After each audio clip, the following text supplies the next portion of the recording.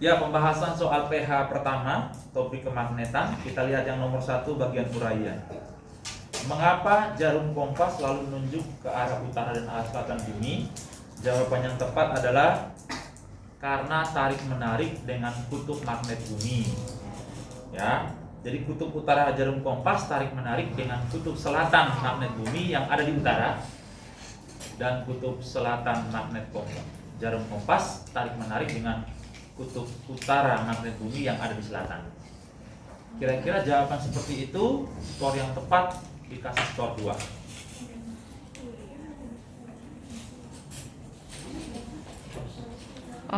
Oke, Perbedaan mendasar trafo step up dan step down itu dilihat dari jumlah lilitan, yang kedua tegangannya, yang ketiga kuat arus. Untuk membedakannya pakai simbol boleh, menggunakan bahasa boleh ya. Nah, Pak Bri bikin kayak gini. Ini untuk yang nomor 2 bagian uraiannya. Untuk step down ya, atau step up dulu ya, step up. Lalu yang kanannya step down. Tolong kalian ingat cukup satu sisi saja biar mudah mengingatnya ketika ujian. Step up berarti V yang primer itu kurang dari V yang sekunder. Misalnya dari 50 ke 100 gitu ya, berarti step up. Kemudian ciri yang kedua, lilitan primer sama kurang dari lilitan sekunder. Itu ciri trafo step up. Yang ketiga, I itu selalu berkebalikan. Tolong perhatikan. I sekunder malah I primer malah lebih dari I sekunder. Sebaliknya, step down itu kebalikan dari step up. Jadi kalau Anda ingat step up-nya saja. Step down itu tandanya tinggal diubah. Boleh pakai simbol, boleh pakai kata-kata atau kalimat. Maka yang ini VP lebih dari VS. Yang ini NP atau jumlah lilitan primer lebih dari jumlah lilitan sekunder. Yang ketiga, kuat arus primer kurang dari kuat arus sekunder. Sekali lagi bahasa Indonesianya, perhatikan baik-baik. Ciri trafo step up, jumlah tegangan primer atau beda tegangan primer itu kurang dari tegangan sekunder. Atau ada yang menggunakan bahasa tegangan sekundernya lebih dari tegangan primer, itu benar.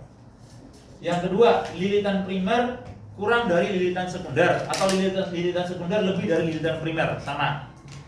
Step down, tegangan primer lebih dari tegangan sekunder, lilitan primer lebih dari lilitan sekunder. Ini N ya. Kuat arusnya berkebalikan. Itu saja. Oke, nomor 3 bagian uraian. Anda diminta untuk menggambarkan arah B atau arah medan magnetnya.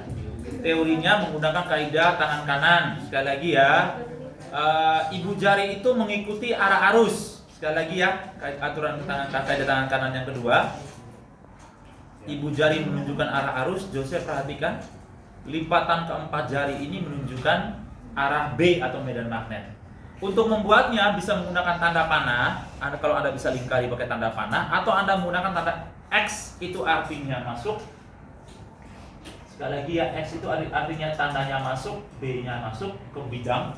Sedangkan titik itu artinya dia keluar dari bidang. Contoh, Pak ini beri contoh ya, gambar yang 3A. Kawatnya lurus, tapi kawatnya tidur seperti ini. Tolong perhatikan. Maka genggamannya Pak Freddy genggam kayak gini, mohon perhatikan. I-nya searah gini ya. Pak Freddy anggap yang tajam ini, maka jari Pak Freddy, ibu jari ini menunjukkan arah arus ke sana. Genggam yang benar tuh gini nak. Ini yang benar. Maka dari bawah ini kan masuk ya, masuk ke bidang atau ke papan, di atasnya malah lipat keluar. Maka Pak Freddy gambarkan gini, masuk maka di bawah X, di atasnya titik. Karena I-nya ke sana, betul nggak? Ini arah I boleh di sini juga boleh. Ini I, ini arah medan magnet, boleh X yang di bawah, titiknya di atas, atau pakai gambar kayak gini. Nah, kalau ada yang gambar kayak gini, ini artinya keluar, ini artinya masuk, ini juga benar, ini arah B. Boleh menggunakan tanda panah atau menggunakan pembeda X dan titik, itu juga benar. Itu nomor A. Yang nomor B, ini namanya kawat melingkar. Nomor B kalau Pak akan digambarkan, perhatikan ya. Yang dilihatkan kawat melingkarnya, tapi kawatnya tidur. Nah ini nak kira lingkar kawatnya, perhatikan. Lalu dia keluar lagi ke sini, perhatikan ya. Maka Pak Freddy, Pak I-nya bagaimana? I-nya gini nak. kalau ini masuk, betul? Logika Pak Freddy, maka di sini dia masuk melintasi ke lingkaran ini ya. Betul? Ke sana, betul? Lalu dia keluar. Ya ini arah I-nya. Maka arah B-nya gimana? Sama kayak tadi prinsipnya. Kalau Pak Freddy anggap ini yang tajam ini arah I, maka ibu jari mengikuti arah I. Nah, lihat caranya. Ibu jarinya ke sana, maka lipatannya tetap kayak gini nah. Di bawah masuk, betul? Yang di atasnya keluar. Intinya ujung jari ini pasti keluar. Gitu ya. Maka cara bikinnya di bawah adalah X. Betul? Di atas titik kayaknya sama semua. Di sini juga X.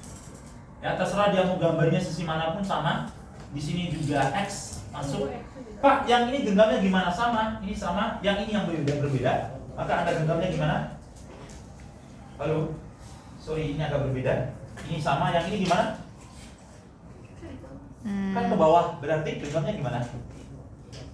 Genggam yang benar tuh gini nah. Ini yang tepat. Oh. Ya. Kenapa? Karena ini I-nya ke bawah. Perhatikan. Ini I ke bawah, maka ibu jari harus ke bawah. Genggamnya gini, maka di sini masuk, di sini keluar. Paham ya? Maka ini X, yang ini titik.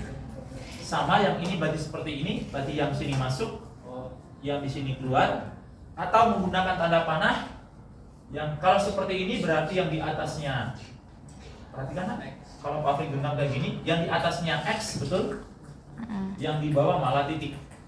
Maka kalau Pak Fred gambarkan pakai tanda panah, bagi teman-temanmu yang menggunakan tanda panah, maka kira-kira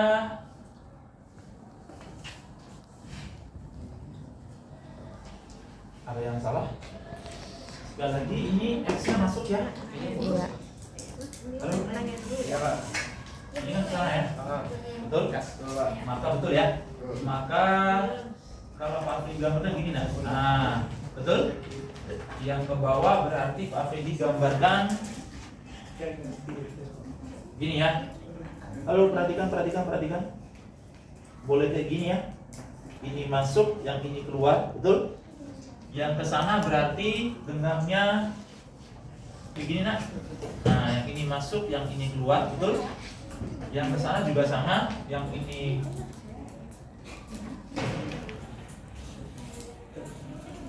bisa dipikir kayak gini. Terima kasih. Oke, nomor 4 dan 5 Pak Fri bahas sekalian berkaitan dengan trafo atau transformator. Oke, kita lihat yang nomor 4. Perhatikan yang nomor 4 bagian uraian.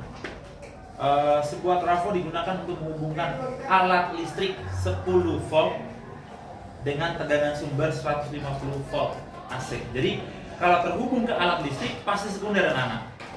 Pak Fri diulang, kalau terhubung ke alat listrik, alat elektronik pasti sekunder. Maka boleh Pak Fri dibedakan di sini supaya cepat. Bedakan gini nak, kalau memang masih bingung, ini primer, yang ini sekunder. Biar cepat ya, kalau mau kita bisa bedakan. Jadi terhubung dengan alat listrik 10 volt berarti VS-nya 10 volt. Kemudian dengan tegangan sumbernya, terhubung dengan tegangan sumber, maka VP 150 volt. Dilihat dari tegangannya, boleh Pak Fred katakan ini trafo step down. Halo, kenapa step down dari 150 diturunkan menjadi 10? Tolong perhatikan. Apabila kumparan sekundernya 60 lilitan, maka Pak Fred tulis NS, betul? 60 lilitan. Berapakah jumlah kumparan sekundernya? Maka yang ditanya adalah NP-nya. Dikira gitu. Jawab, Pak Fri langsung aja ya. Pakai perbandingan antara V dan N. Maka sebanding ya, NP per NS sama dengan VP berbanding VS.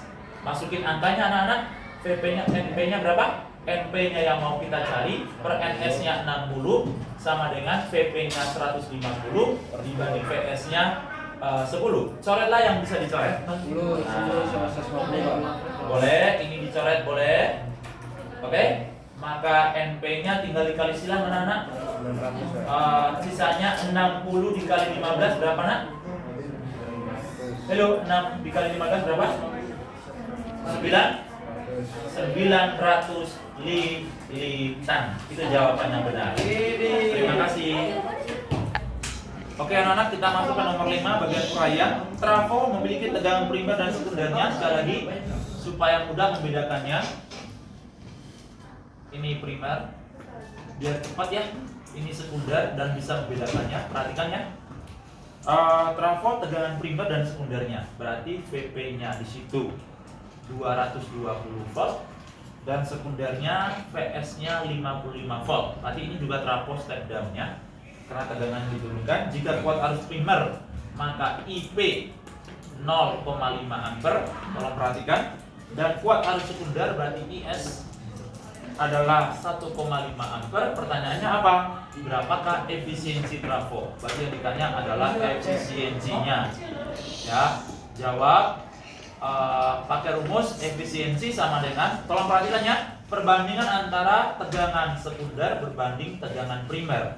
Sekali lagi, sekunder duluan dikali 100%. Kalau rumus lengkapnya, karena P adalah V kali I, maka V kali I dibanding V kali I, bedanya di atas sekunder, sekunder di bawahnya primer, lalu dikali 100%.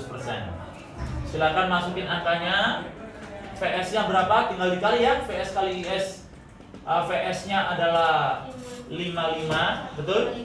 Dikali IS nya berapa? 1,5 dibagi VP nya 220 dikali IP nya berapa? 0,5 dikali 100%. Anak-anak bantu Pak Freddy yuk, cepat-cepat. Ya, 55 kali 1,5 berapa? 1,5 dikali 55 berapa, Nak? 82,5 dibagi setengah dari 220 berapa? 110 ya, dikali 100%. Kira-kira berapa, Nak? 82,5 dikali 10 aja biar cepat. Tolong bantu Pak Freddy biar cepat. 82,5 dibagi 110 berapa? 7,5 dikali 100 berapa, Nak? 75% ya? 75% atau 75%, Pak? 75% atau 750 ya? Harusnya tidak ada efisiensi yang di atas 100 harusnya ya. Terima kasih.